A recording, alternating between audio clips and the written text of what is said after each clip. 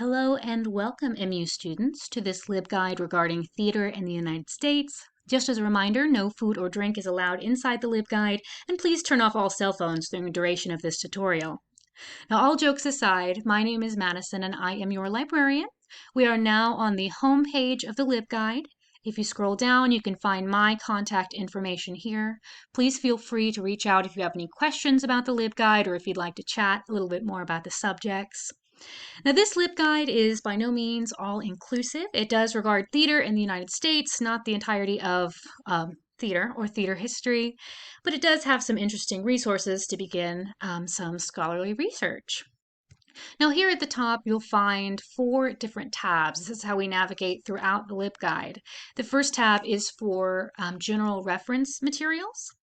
Again, these are materials that are located at MU. The materials that do have, that are an online resource are linked, such as this Oxford Encyclopedia of Theater and Performance.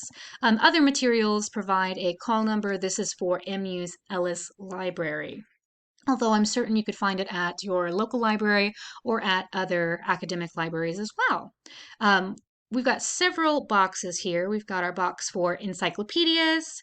We've got our box for dictionaries. These are more general resources that will introduce you to various subjects in the United States and outside of the United States.